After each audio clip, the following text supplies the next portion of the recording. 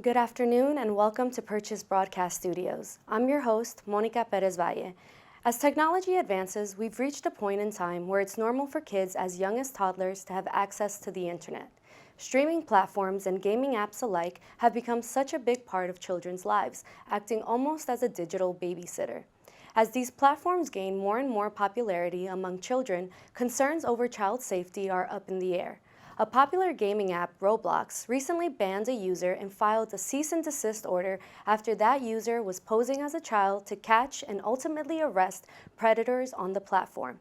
This begs the question, do these apps and sites even care about the safety of their underage users? Who is responsible, and what can be done to commit to safer measures? I went around Purchase College to get opinions of students who, for the most part, also grew up with the internet being a big part of their lives. Here's what they had to say.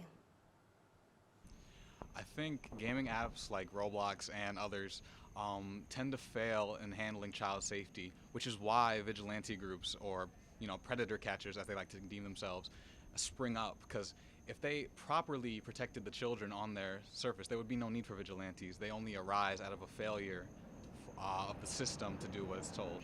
The ban isn't exactly tackling what the root of the problem is, which is adults being in children's spaces and children's being in adult spaces, and a lot of these are just like really unregulated. I don't know. I think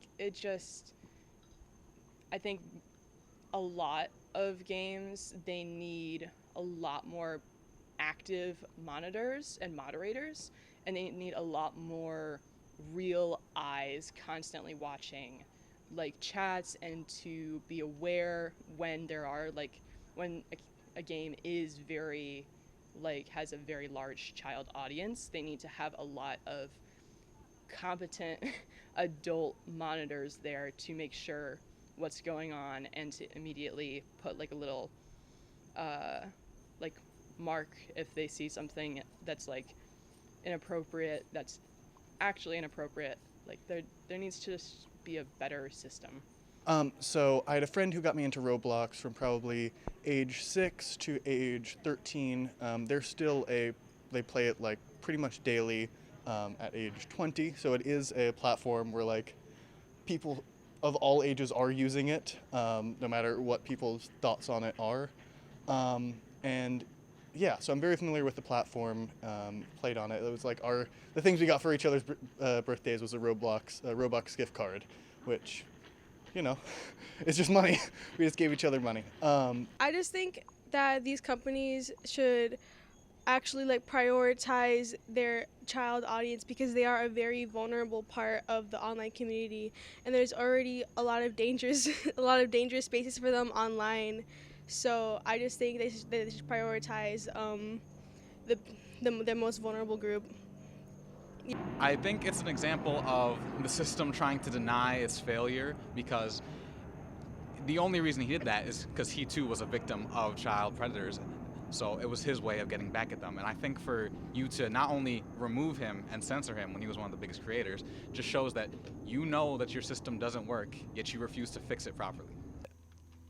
I don't know. I think it's kind of like a vigilantism, but he's doing something. The user who was tracking the predators down was doing a service to a community, but it's one of those things where maybe he was not. That's not how Roblox wants to go about handling those issues, having someone else do them.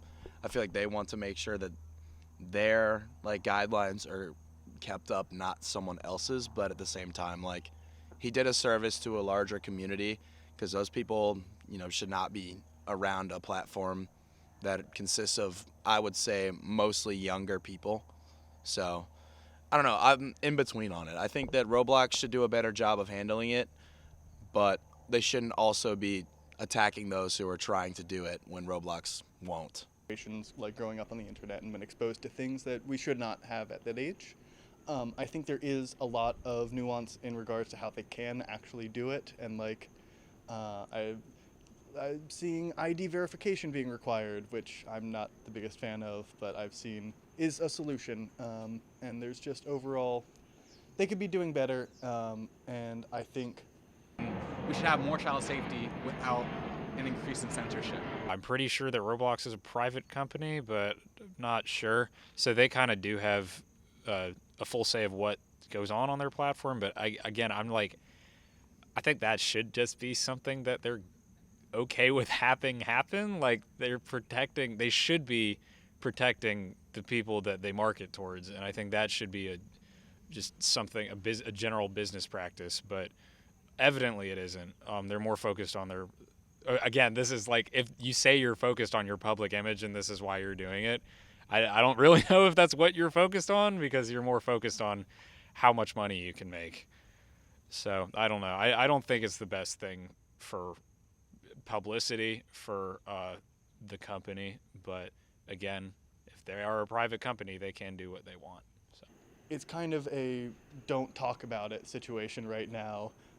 And as long as the problem's not being brought up, it will never be addressed.